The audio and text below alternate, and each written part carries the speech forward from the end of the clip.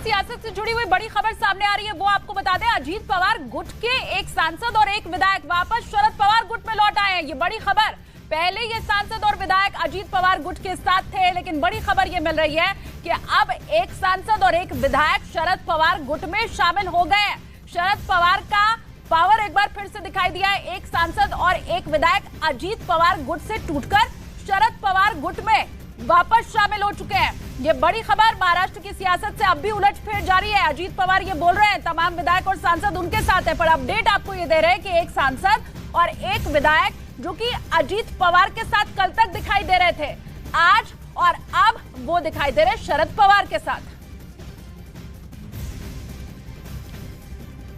और मेरे सहयोगी विवेक गुप्ता इस वक्त जुड़ रहे हैं, उनका सीधा हम रुख कर लेते हैं। विवेक, वो कौन से सांसद और विधायक हैं, नाम सामने आ गया है क्या? शालिनी, देखिए, इसमें जो अमोल कोले जो सांसद हैं वो अब से जो जब शपथ विधि चली थी वहां दिख रहे थे, वो वापस अब शरद पवार के खेमे में चले गए हैं। कराड़ के एक एमएलए जो वो भी शपथ विधि में दिखे थे, वो भी शरद पवार के खेमे में चले गए हैं।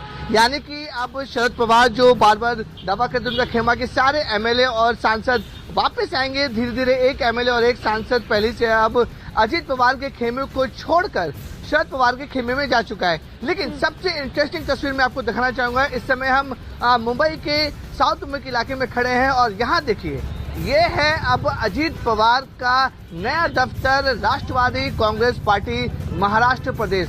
ये नया दफ्तर है। यही ऐसा ही स्टेट ऑफिस मुंबई के बलाड पियर में भी बना है, जो जहां पर सारी मीटिंग्स होती थी एनसीपी की, और एनसीपी को उसको स्टेट हेडक्वार्टर कहा जाता था। अब ये नया है। देखिए, इस पूरे देखिए चुनाव चिन्ह में जो एनसीपी की पार्टी सिंबल है बिल्कुल वही है, नाम भी वही है, बिल्कुल भी अंतर और बिल्कुल भी इसमें चेंज नहीं किया गया है। इसी बात की लड़ाई हो रही है, पवार वर्सेस पवार, यानी कि एनसीपी वर्सेस एनसीपी।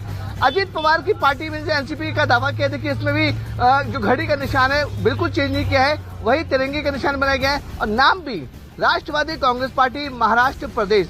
देखिए, जिस तरीके से शरद पवार क्लेम कर रहे हैं कि एनसीपी उनकी है, अजीत पवार भी क्लेम कर रहे हैं एनसीपी उनकी है। अब मुंबई में 2 दफ्तर खुल गए हैं नेशनल कांग्रेस पार्टी के। अब समझ में आ रहा है कि जो पवार वर्सेस पवार की जो डिफरेंस है, जो अंतर है, वो काफी ज्यादा बढ़ता जा रहा है। इसी ऑफिस का इनॉग्रेशन अब महाराष्ट्र के जो नए नवेले डिप्टी सीएम बने हैं अजीत पवार, वो करेंगे। 12:30 के 1 के आसपास अजीत पवार पूरी टीम के साथ यहाँ पे आएंगे और अपने नए ऑफिस का इनॉग्रेशन करेंगे। विवेक, इन सबके बीच ये भी बताइए कि इनॉग्रेशन तो नए दफ्तर का होगा, लेकिन एक एक करके लोग अगर छिटकते चले जाएंगे, टेंशन तो अजीत पवार की अब बढ़ रही होगी। बिल्कुल सही कहा। देखिए शालिनी, देखिए इसमें अजीत जो शरद पवार है वो काफी बड़े नेता हैं, उनका ऑरा काफी बड़ा है, नेशनल लेवल के बड़े दिग्गज नेता माने जाते हैं।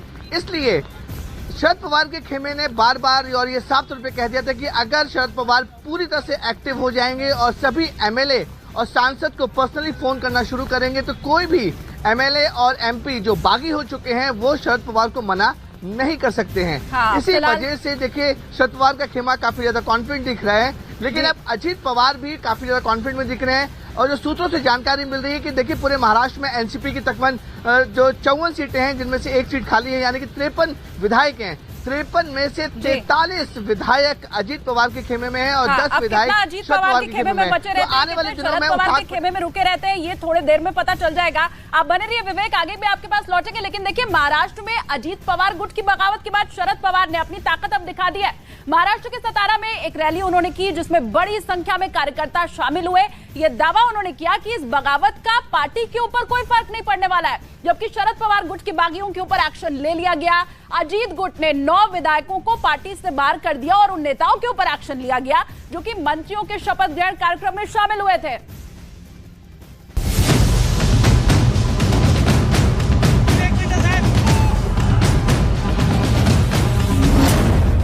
बगावत से एनसीपी में हड़कंप, शरद पवार का शक्ति प्रदर्शन, बागियों के खिलाफ एनसीपी का एक्शन। एनसीपी के 9 विधायक बागी हुए तो शरद पवार ने मोर्चा संभाला। सबसे पहले वो सोमवार को महाराष्ट्र के कराड़ में अपने गुरु पूर्व सीएम यशवंतराव चौहान की समाधि पर पहुंचे और श्रद्धांजलि दी। इसके बाद सातारा में रैली कर शक्ति प्रदर्शन किया।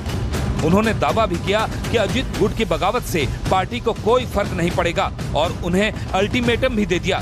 सातारा में शरद पवार ने हुंकार भरी और दावा किया कि एनसीपी एक बार फिर नई ताकत से ऊपर उठेगी। 1988 में मेरी पार्टी की स्ट्रेंथ 69 थी। मैं कुछ काम के लिए विदेश गया 1 महीने के लिए और वापस आने के बाद 5 छोड़कर बाकी सब लोग पार्टी छोड़कर गए थे। तो जो नेता 59 का नेता था वो 5 का नेता हो गया। इतनी मेरी हालत हुई थी, मगर मुझे कोई चिंता नहीं थी।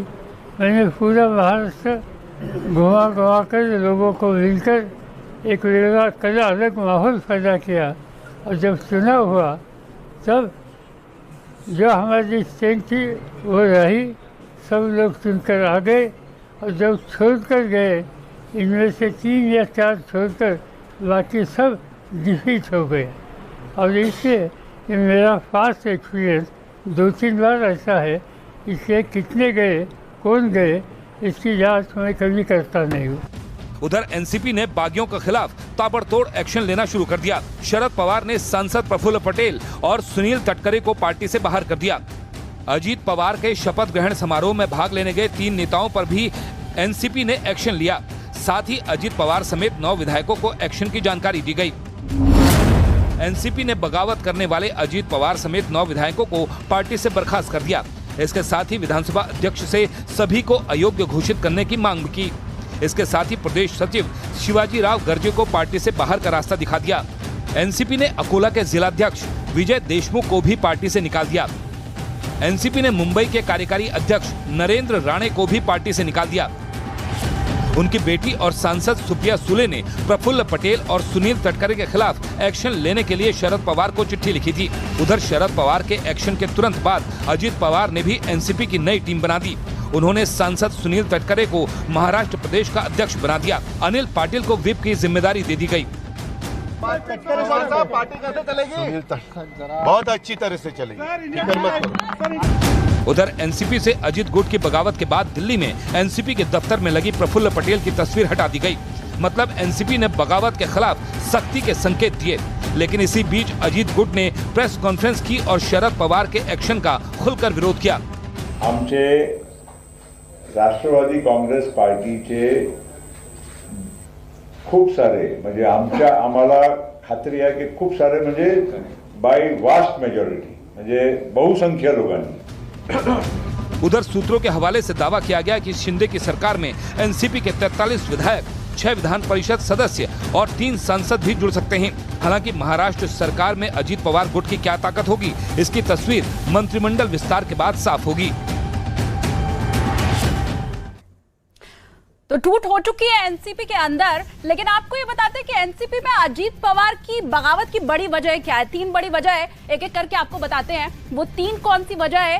पहला ये कि महागठबंधन में शरद पवार जो चले गए, सरकार उन्होंने बना ली, उससे नाराज थे अजीत पवार, क्योंकि वो तो बीजेपी के साथ सरकार बनाना चाहते थे जब उन्होंने पहली बार उप मुख्यमंत्री पद की शपथ ली थी। अब दूसरी बड़ी वजह सुप्रिया सुले को एनसीपी अध्यक्ष बनाया जाना। वो ये चाहते थे कि शरद पवार जब रिटायरमेंट ले रहे थे तो बड़ी जिम्मेदारी उन्हें दी जाए, और यही अनदेखी की बड़ी वजह, पार्टी में अनदेखी उनकी की गई। वो ये चाहते थे कि बड़ा पद जब शरद पवार अब छोड़ना चाह रहे, राजनीति तो उन्हें मिले, लेकिन वो उन्हें मिल नहीं पाया, और यही तमाम वजह रही एक बार फिर से अजीत पवार के बीजेपी में जाकर शामिल हो जाने की, एनडीए में शामिल होने की। अब बड़ी खबर आपको बताएं, एनसीपी में अजीत पवार की बगावत के बाद उद्धव ठाकरे और कांग्रेस ने अपने सभी विधायकों और सांसदों को बुला लिया है। उद्धव ठाकरे ने अपने पार्टी के सभी विधायक, सांसद और नेताओं को बैठक में शामिल होने का आदेश दे दिया है। जानकारी के मुताबिक ये बैठक शिवसेना भवन में दोपहर 12:30 बजे होगी, मतलब आपसे बस कुछ ही देर के बाद। और इसके अलावा कांग्रेस के सभी विधायक और सांसदों की भी एक अलग से बैठक बुलाई गई है।